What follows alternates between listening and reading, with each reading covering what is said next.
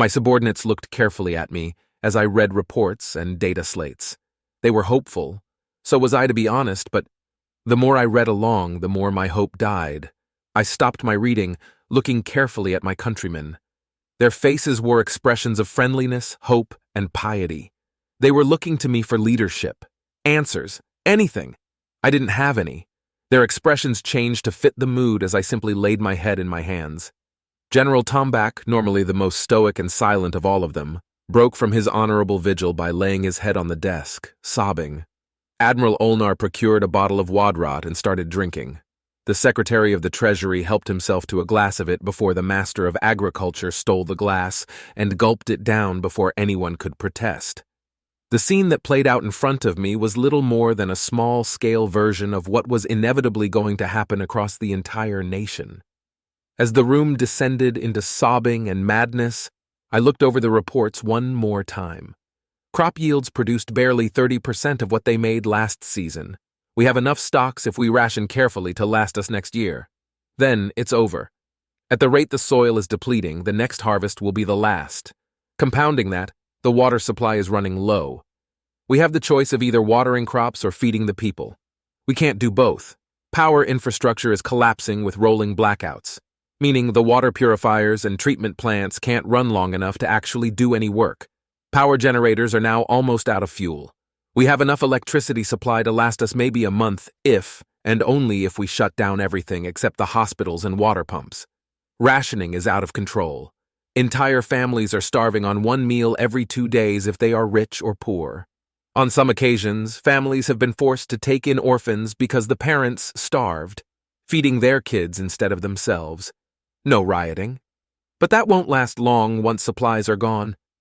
We have 6 months of food if we only eat once every week. Maybe. Then after that, I shook my head at the implication and continued looking through the data slates. Something. Anything. There has to be something we could do. I tried to think a bit. I stood from the desk and looked out the window. My face turned to even greater despair when I saw the dead grass, its blue coloration replaced by brown and red. The trees were slowly dying out now, even at the height of spring. No flowers, no leaves, just browns and grays. I returned to my seat and went right back to despair. I tried to think. The men in front of me began to throw fisticuffs and insults. Blame began to be thrown about, and tempers flared. Just then, one of the soldiers barged in, highly irregular, but he was agitated. His large eyes were more expressive than usual. He burst in the room and immediately charged towards me, ignoring the usual necessary bows and salutes. He slammed his hands on the table, shaking me from my concentrated despair. Then, in the loudest voice he could muster, yelled out, "Aliens!" Everyone suddenly stopped what they were doing and looked at him, bewildered. He slammed a set of papers on the table. They were a series of images. At first, it was grainy. I could only make out various dots and shapes. The next image showed they were getting closer. I could see jagged edges, smooth contours, and could approximate sizes. The next image revealed details like insignias and armor plating, cannons, weapons, the soft glow of a shield. I looked up at him. These pictures were taken by the old Courier probe that was launched 10 years ago. They just passed by Cordos. The Colo Noir Observatory can see them. I looked at the final picture in the set. There were thousands of them. All of them were heavily armed. Very heavily armed. One of them could take on entire platoons worth of men. And there were thousands. "Oh gods, now what? What do we do? As if things weren't bad enough," Admiral Olto said, now focusing less on strangling General Faltax. "What's the ETA? How long do we have to prepare?" Field Commander Relin asked, taking a look at the pictures. "We have 10 minutes before they reach orbit, probably less," the soldier said. "Strange insignia, brown and green coloration, what a very odd military force. I can see they are heavily armed, but the color scheme seems strange." The Secretary of Agriculture said, "That's your concern, the paint job? Look at the size of those cannons." "Shut up!" I yelled out. The group quickly scrambled back to their seats. I waited until they were all quiet and at full attention. "I don't care if the crops fail. I don't care if the waters are worthless." This is my planet, my home, and I will defend it to my last breath. If our last moments on this ball of rock are dying to a hail of plasma fire, then so be it. Ready our defenses!" The leaders of our nation gathered their intellect and strength faster than I could imagine and began planning defenses. And sure enough, within a few minutes, panic gripped the world as confirmation appeared above the skies. Within hours, we were underground in secure bunkers in command centers. Civilians were in their basements saying their last goodbyes, and soldiers had mustered to arms. I sat around the board table with the other leaders, and we were exchanging ideas as reports started coming in. "Any news? Have they landed yet?" Several reports of units landing in the polar regions.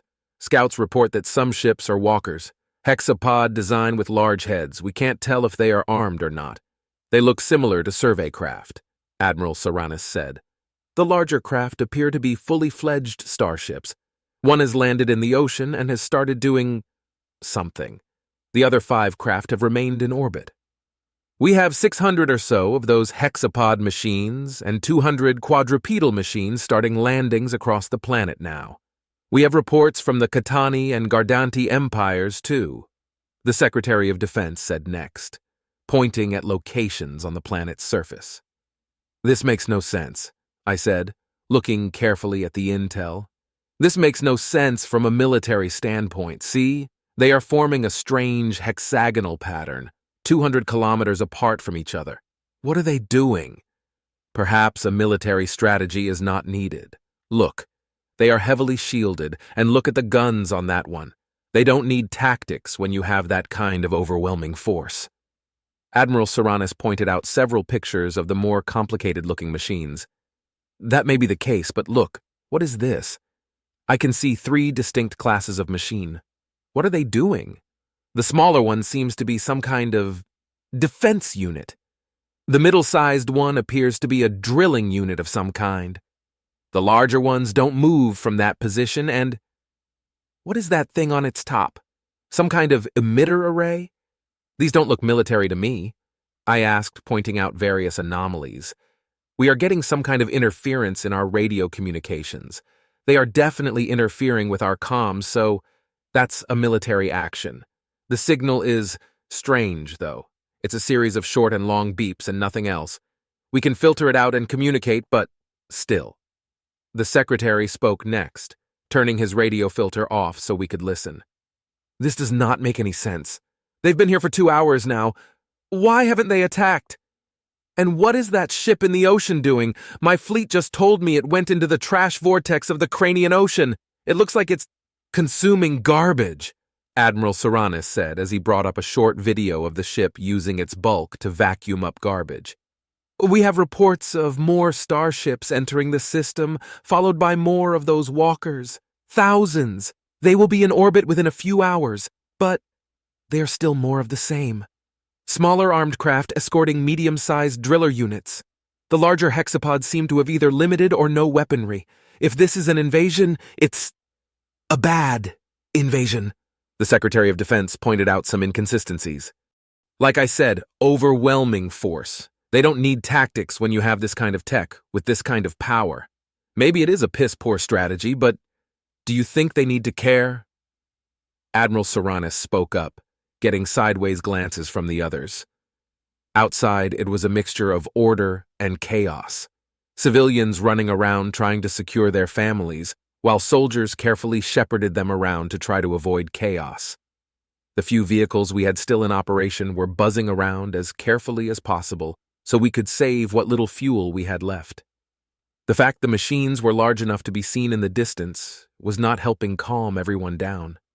The machines themselves, apart from the clunking and screeching as they stomped over the ground, were randomly emitting strange electronic screeching noises and loud squeals that echoed over the desert for hundreds of kilometers.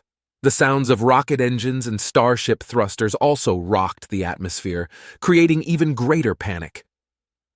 "Something isn't right here," I spoke over the noise of the command station. Why is their logo a cartoon tree?" I pointed towards a close-up photo of the larger machine that was closest to us. Prominently on its sides of the head of the machine was a picture that looked like a circle surrounding a cartoon tree. "Getting new reports, sir. New machines have landed. They are dropping in close to cities." The lights flickered and the ground shook as we felt the massive machines land above us, followed by the muffled screams of those who witnessed it and immediately began panicking. We started hearing the desperate clang of gunfire as panicked citizens and soldiers started to open fire. Reports began flooding in of the machines being hit by our weapons and our guns doing nothing, not even scratching the paint. The few vehicles we had began to fire the few shells we had in stock, only for the shells to disintegrate harmlessly against the machine's shields. I stood up from my seat and walked to the door. "Sir, what in the red sky are you doing?" my commander yelled out as he tried to stop me. "Those are my people!" I yelled out and startled my fellows. A moment of shocked silence followed. "Look around you. Our food supplies will run out completely within the next year. Our water supply is contaminated to such an extent we don't have a future anyway. And look at this shit. Look at it. The planet is already dead. We already know it." Everyone hung their heads in sorrow and shame. Our entire future now consists of a few wealthy and powerful individuals hoarding the last remaining resources and hiding in bunkers until eventually the gene pool gets thin enough to sterilize them or supplies run out, if not get eaten by the few desperate people that still remain. I refuse to be a part of that world. I was elected to serve this nation. I dedicated my entire damned life to service. If this world is to die, then I swear I shall die with it. I shoved my subordinates aside and walked out the door. I walked with my head high through the steel-reinforced corridor, where eventually I encountered my people. Mothers and crying children huddled in corners and against the walls, cowering from the clanging noises and gunfire. The few men who were too starved or weakened to fight were with them, holding their families. I smiled my best smile at them as I walked outside. "Hold your fire, I said! Hold your fire, damn it!" The sergeant on duty yelled through his comms, trying to rally his men and stop the panic. Some men ignored him and continued to meaninglessly expend ammunition we didn't have. He grabbed several panicking soldiers and belted them one right across their faces, yanking their weapons away and sitting them down, trying to calm them.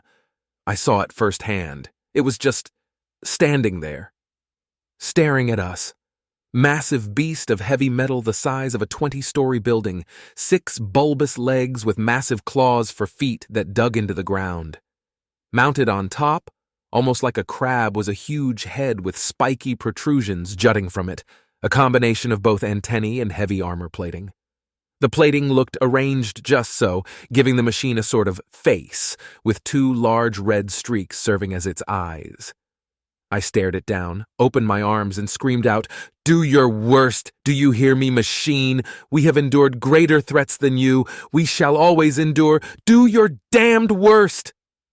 I got a cheer of support and enthusiasm from my advisors, followed by all of us readying our weapons for a final firefight. The machine moved, tilting its head down and forward, directly looking at me.